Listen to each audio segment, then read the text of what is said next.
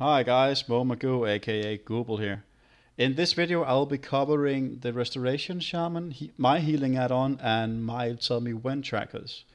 In the beginning of this video I'll just go through very quickly the bosses in Heroic Highmaul so you can get an idea of the gameplay that if you haven't been there at all in the gameplay from my point of view. And I'm gonna go very quickly through which talents I'm using on which bosses, and after the bosses I will tell you more in detail why it is important to do that. So let's go straight into it. Alright, let's play this. The first boss we see here is Kargath, and you will be noticing that I am tracking various things, and I'm just going to show you here. In this fight I'm using Rushing Stream Totem, Unleash Fury and Cloudburst Totem with their totemic projections. The reason for that I will go through just in a second. Now you can actually see some of the fight. The next fight is Butcher. Should be coming up now. Yeah, here we go. In this fight I'm using Conductivity because it's a very melee unfriendly fight. See if I can move this a bit. A very melee unfriendly fight. They take a lot of damage, and Conductivity does is make sure that you can actually have your healing rain down for a longer period of time, so you don't have to refresh it all the time. And what I'm using as a healer add-on, as you see down below, is actually something called Voodoo. I will go through how you set it up in a future video, but that I find really, really useful. This fight is called Bracken's Ball fight. And in this fight I'm also using my Rushing Stream Totem, the same thing here. Unleash Fury and Cloudburst Totem, I find those very, very useful. Again, with the totemic projections, these three you rarely ever swap out. And I think we should swap on to the next boss in a few seconds. And here we go, on Texas fight. What I'm using here is my Conductivity. Elemental and these again, and these two. Why I'm using Conductivity here? Because you're moving a lot. I'm using this because how we do it is we're stacked there as a range, as you see now, and if we're doing it perfectly, we just have to move to the edge of the healing rain to avoid that big rock coming out of the ground. And you usually have a druid here, and he will put his AoE healing down on the melee. On this fight on the Twin Oak Run, I'm using Rushing Stream Totems because we are spread out a lot. We're very rarely stacked, and I'm using this with the totemic projection so I can put it wherever I want with my Ascendance. Go through that in a moment, so I can heal the raid more efficiently. And next fight you should see is Korak. Here we go. Again, Conductivity, these two talents are the one that you swap out the most, depending what you're doing. Conductivity again, every time you use your healing wave, a healing surge, chain heal, it increases the duration of healing wave, and your healing rainer should be standing in that for the entire duration when you're stacked. Especially on this one, if you put it down, you heal every single one of them when they get the debuff. I see someone is following me there, it's not that good. And this one is the last part, the Imperator. This one is actually very important that you use your Conductivity because of the immense amount of damage that you take from that blast that you see there.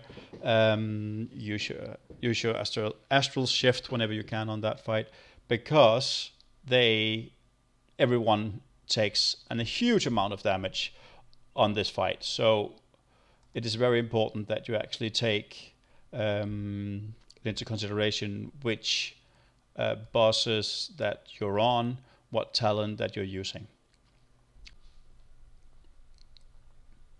Okay guys, here we are, and now we're gonna go through the talents for your shaman. I'm gonna tell you what I'm choosing, and I'm gonna show you which buffs, debuffs, spells I'm tracking with my Tell Me When and why I'm doing so. Let's look at the talents first. The talents first, as I just went very quickly through while we were looking at the bosses, the boss fights. That was just to give you some idea how my add-ons looks like and what you should be doing and not doing. So anyway, the level 15 talents, forget about these two. Just forget about them. In my opinion, the Astral on demand, 40% less damage taken for 6 seconds is your go-to. There's no real reason not to take it, because on demand, 40% less damage reduction, that's good. Just leave it there. Windwalk Totem, on the Korak fight, he will put down a Frost Orb on a random player, and then he will target some random player. And if you're standing in a healing range or whatever with the other range here, and he's targeting you, and you move like, and you move like this because you're slowed, and you put down your Windwalk Totem, what does it does? Read it here. Summons an air totem, 5 health of a caster, granting raid members within 40 yards immunity to movement impairing effects. So instead of going like this, you will be running. Your go-to, and it's kind of you just have to do it. Your totemic projection relocates your active totem to the specified location. This is insanely overpowered. It's so crazy. It has a 10-second cooldown, and if you put down your spirit link, have to go with melee, put it over there. That is, instead of, if you don't have this, you have to go to melee, put down your totem, run back to range, which is just ridiculous. I can't live without this, and you shouldn't be neither. Forget about these two. This, by the way, this is PvE. This is about PvE, not PvP. I'm not a PvPer. I haven't done PvP since Burning Crusade. Death Knight hype, I don't know, but I haven't done it. This is PvE. And your go-to level 60 talent is your Elemental Mastery on demand.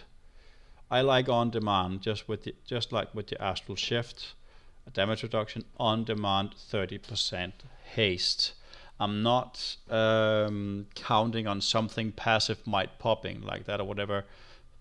30% haste is insane to be on demand.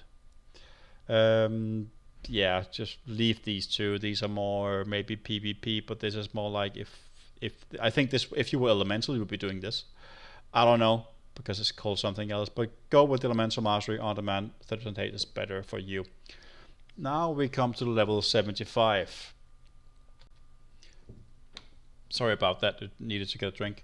Level 75. You will be swapping these out a lot. So have a lot of Tome of Clear Minds, and they stack in, I don't know where they are, but they stack in stacks of 200 now. Anyway, Rising Stream Totem, forget about Ancestral Guidance and Conductivity. These two are the ones that you will be using. As I said, in fights where you are not that stacked, where there's a lot of movement around, use the Rising Stream. Your Healing Stream Totem now heals 2 targets at once instead of just 1 target each tick.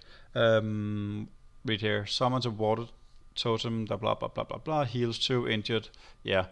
Rising Stream is your go-to because it heals for 50% additional healing. It's one of your top 2 healing. If you have it down on cooldown, it will be your top 2 maybe healing during a raid or during any encounter.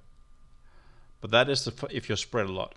Conductivity is, like I said, on the Butcher, Imperator or Korak or someone else when you're stacked. Conductivity, what it does is it increases the duration every time you use a healing rain, a healing surge, or a chain heal. Then this one will be up to 30 seconds duration. Then you come down here, you don't ever, unless you're really low on spirit, you can use your Elemental Mastery. I wouldn't recommend it, since it's not a heal, it is a damage. Harness the powers of dealing some damage. If it was a heal, I'll say go for it, because it gives you 1,000 spirit. That's insane. 1,000 spirit for a free Elemental Blast is awesome. But I wouldn't recommend it. I would recommend using your Unleashed Fury for 2 reasons. 1 is that you move faster with it. 2 is that you get, as you see here, empowers your Unleashed Life, increase the next healing from your next healing target on that ally on that ally by 50%. So what this one does, you unleash life. It unleashes healing a friendly target for blah blah blah, and increases the next effect of the shaman's next direct heal by 30%. There's a difference. This is next direct heal. This is empowers healing a single target on that ally, which means if you have a tank, let's say I'm the tank. Move this a bit. I'm the tank and he needs to be healed, and I already have my Riptide on him. I'm using my Unleash Life on him and a heal on him. That means that on that target that I'm using my Unleash Life on is healed by 50% more by that, and 30% more from this. That is, if you can do the math, an 80% extra healing on demand on that target. So this is generally your go-to. Yeah? If you want something that I find extremely awesome, I tested it out and it's actually pretty good. It's actually pretty good. If you take this Primal Elementalist, your Earth, Storm, and Fire Elemental totem, Drawth Force Primal Elemental, 80% more powerful than regular, which additional abilities and acting directly under your control. What does this look like? I'm just going to remove this glyph. Go away. I would say, no, learn. Good. I'm going to pop my Fire Elemental totem now. It's down for 1 minute. And this one, Empower. Empowers the elemental creator with fiery energy, blah, blah, blah, blah, blah. Increased healing done by 10%. Healing, all your healing done by 10%. That is also your Unleashed Life. That's everything. Everything that you have is 10% more powerful. So, combining that with an Ascendance proc, a Healing Stream totem, and maybe an Elemental Mastery, you heal everyone insane amounts. 10% is only 10%, yeah, you say that, but 10%, if you combine it with some of your other spells, is insane. It's really, really, really good. Keep in mind, though, it has a 5-minute cooldown. Yes, that is your Fire Elemental. But when that is gone, you can put down your Earth one. And it has the same one. Increase healing done by 10% for a minute as well. So you have on demand a 2-minute time where you heal 10% more. Yeah? It is an extra button to press. Actually, it's an extra totem with an extra button, and then this, and you can just run away. You can run away. Let's see how far you can go. How far can you go? Look how far. See, now it comes, and you have to rechannel it. But I could run to here. That's a long direction. Look at this. It is really, really, really powerful. But if you're not comfortable by having this extra thing to be doing, stick with Unleashed Fury, since it is a really powerful single target heal, and you, as I said earlier, you won't be using your chain heal as much. It is a very, very powerful on demand. But if you're feeling comfortable by using this, by all means do it. 10% extra healing for 2 minutes, that's a lot. That is a lot. To be fair, it is. It's your healing, it's everything. So these two you can swap around as well, depending on the fight. On a fight like the Butcher, for instance, or because it's a very DPS-minded fight, and the better the DPS you got, the faster it goes down, the better it is for everyone. And you'll be healing a lot on that fight. The Butcher is a bitch. Sorry about that language. Use that. Oh, by the way, every time you swap talent, they made this in this spec. Annoying. Every time you swap a talent, you lose your water shield. Just keep that in mind, so you're not healing. And I'm out of mana, but you're not wearing your earth shield, because if you look at this, if you see something different here, Why does it not show? Why does it not show? Is it showing now? I wanted to see if... Yeah, there we go. Mana regeneration in combat 6139. Without it, 58. That's 500 less. So just keep that in mind every time you swap talents. You need to put down your, put up your water shield on you as well. All right. Now the level 100 talent is where things get interesting. High Tide, I don't really use it because I'm not using Chain Heal. I might in a fight use Chain Heal maybe 5 times. That's it. Not Storm Elemental, because of its range of 50 yards, it's not good. It's good again. I'm using the Butcher because the melee are all stacked together, and it's a very low movement fight. So you'll be standing still a lot, except you have some swapping out with the debuff and all. But you don't move at all in that fight. So there it might be good, but it's only a 15 yards, and I don't like that. And it has a 5-minute cooldown, which is insane. I need to put back up there. Good.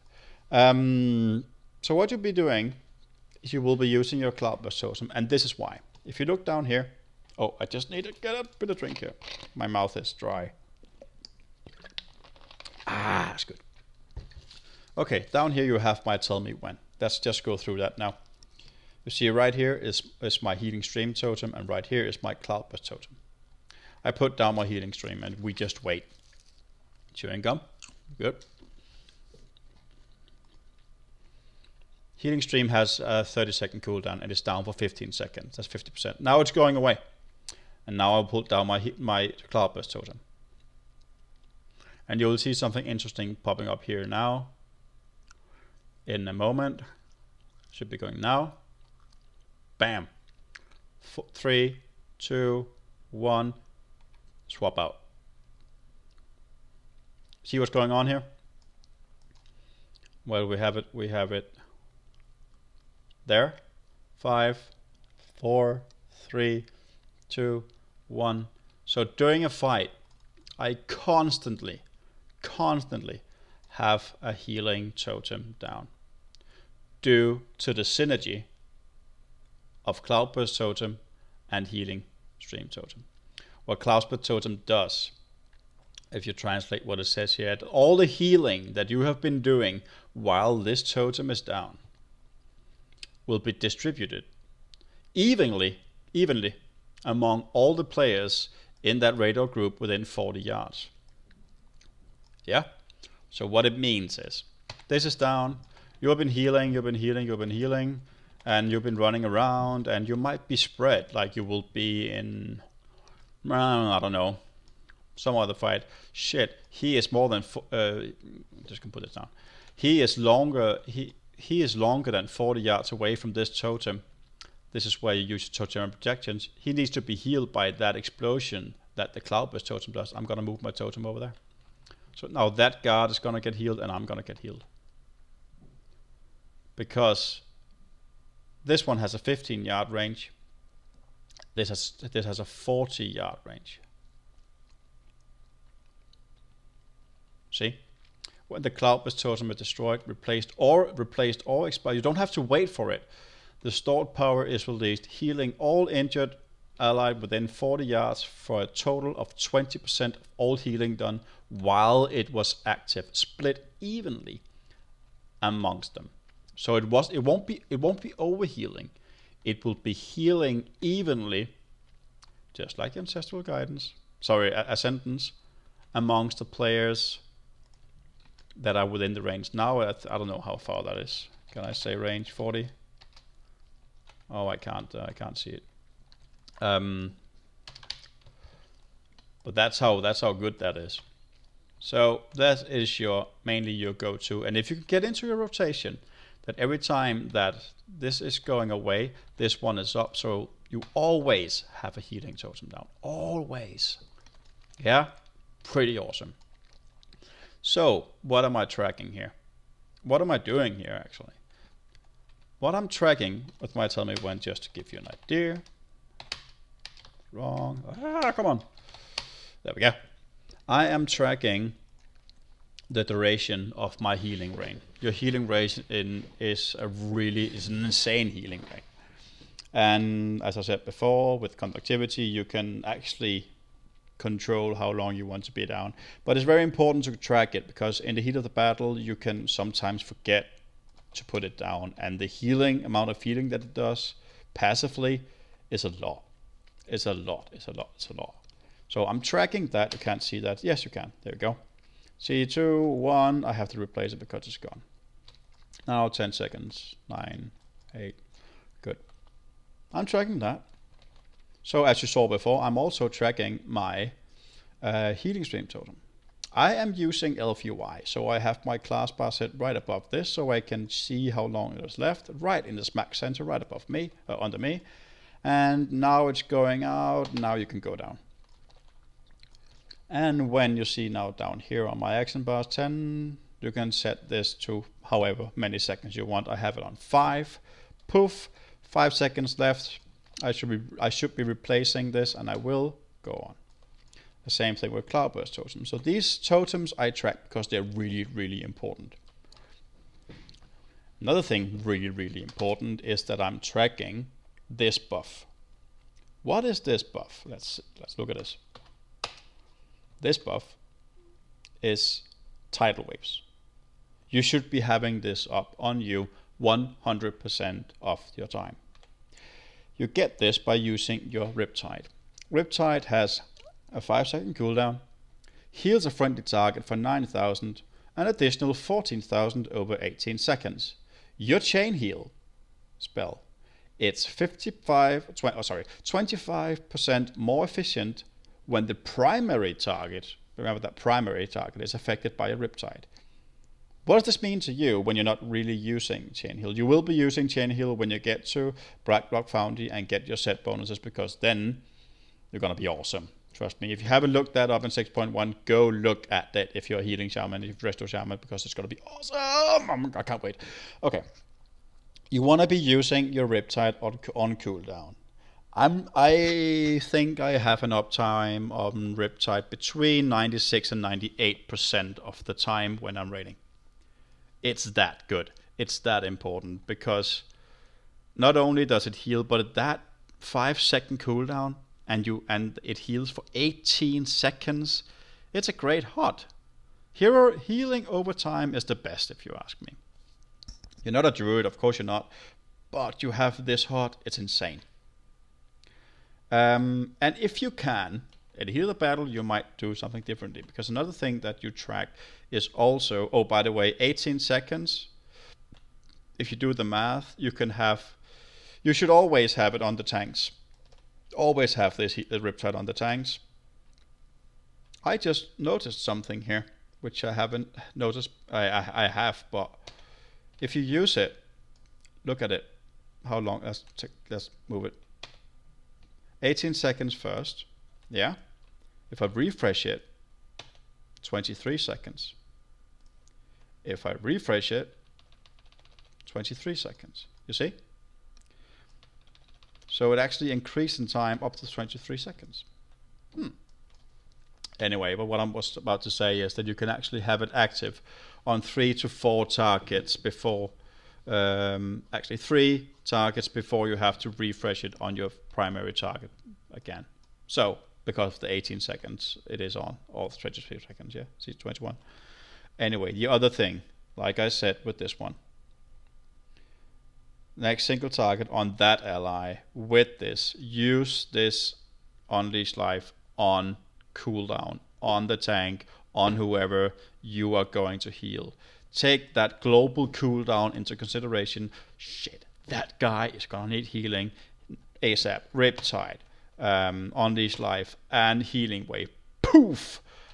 Insane amount of, or maybe you even want to use your healing search. Insane amount of healing you put out in very few seconds. So good, so good. Keep that track, have it on cooldown. If you are not used to having this, tell me when. Have it, oh, go away. Come on.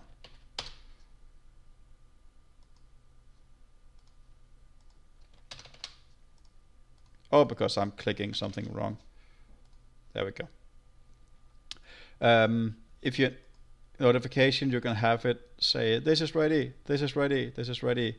Play indefinitely. Let's see if I can get this to work.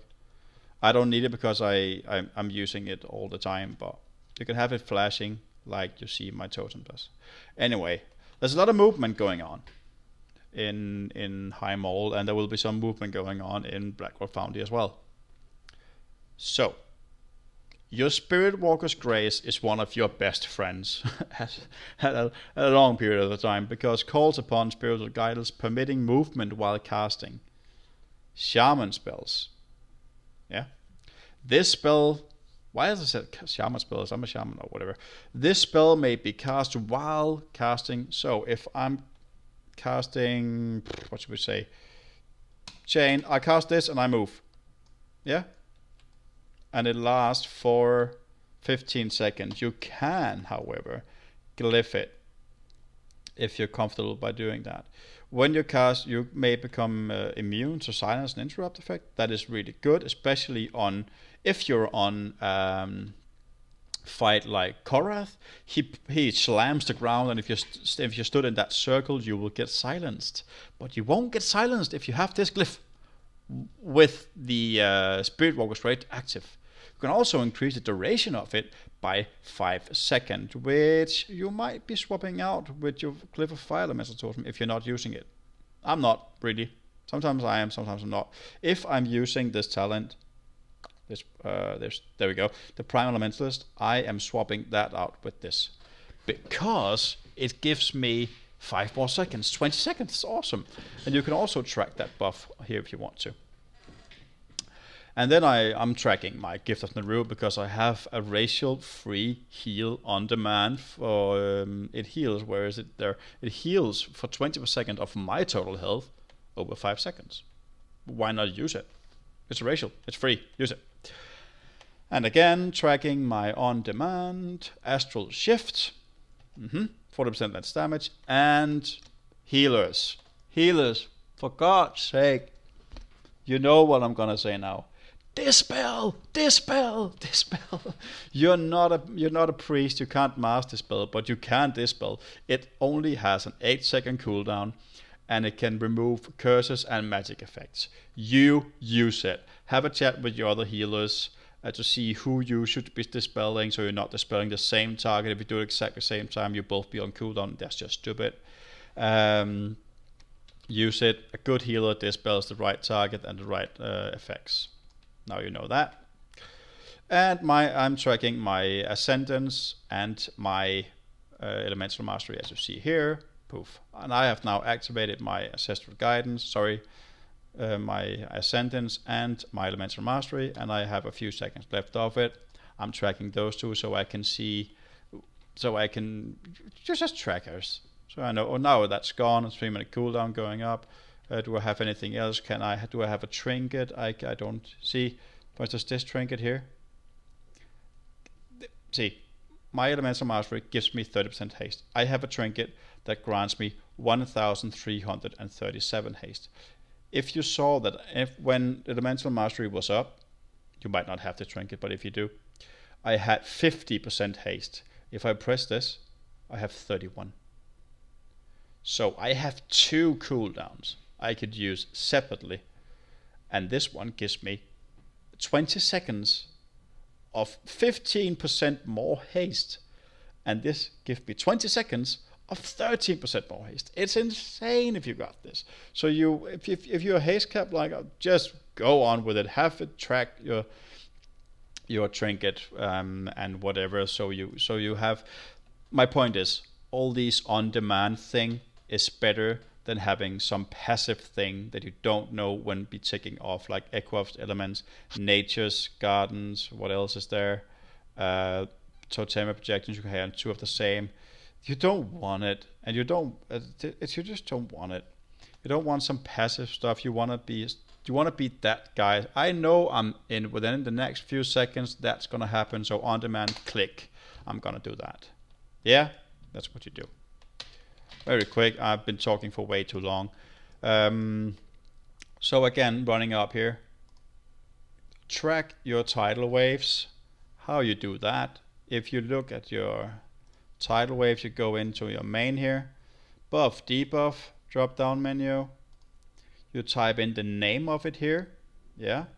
Or if you're using Elf UI, you can see I have it here. It has an ID code down below, 53390. You put that up here, you find it here.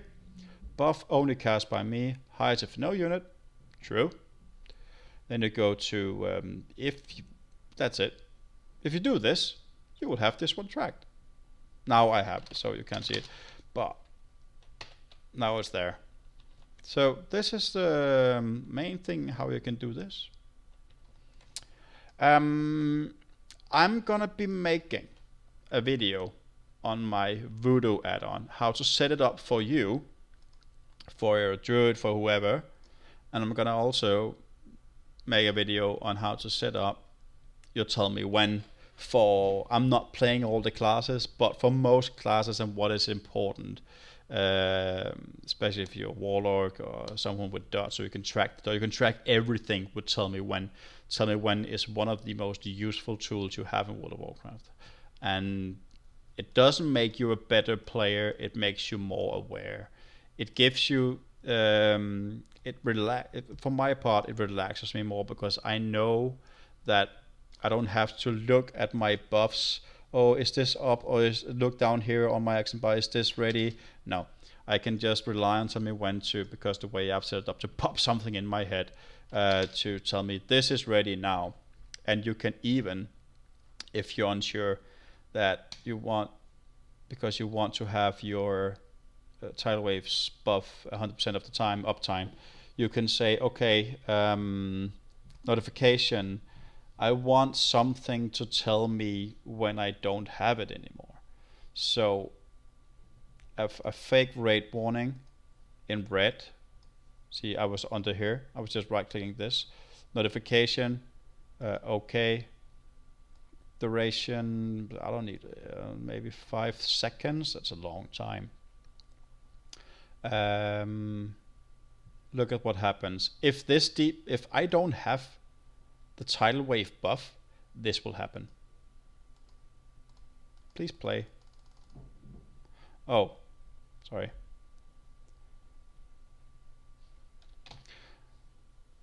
Oh, there we go. You need to put in the text up here. What should we say? You can use one of these, but I tend to say, okay, tidal waves gone. Refresh. Yeah. Look what happens. Look what happens when my tidal waves go off. Tidal waves gone. Refresh. Tidal waves gone. Refresh. Need to learn how to spell. Yeah, see? How you do this is you go on to whatever spell, whatever buff, whatever you want to track. Go on to conditions. Let's just hide this. Conditions. Sound, text, animation, counter, timer, lure. Don't touch this. Animation. You can actually choose what you want to make it. Text is good. If you're one of those people who watches everything, poof, has something spawned in your head. You can also have a sound that's whenever something is gone. Your WTF are you doing? I think you get the picture. But that is, I think that was, yeah, that is what I wanted to show you in, in this video here. I'm gonna go through the Tell Me When in another video. But in the meantime, people, I'm so glad that you tune in. Please don't Please don't hesitate to support my channel. It would help me out a lot. The link to Curse Client is down below, where you can go check out my other videos about how to set it up. But using Tell Me When would help me a lot, and the link to my Twitch channel and to my Twitter channel is also down below. Please follow me if you like my videos, comment on them. You can also say that I'm shit at you. It's up to you. If you have some advice for me how to and what to make in a future video, and what to maybe consider talking about, the classes, what's going to happen in 6.1, 6.2, give me a shout and I will see what I can do. I'm here for you guys as you're here for me. But that was it for me this time. So any questions, please leave them down below, and I will see you soon. Have a good day. Bye bye.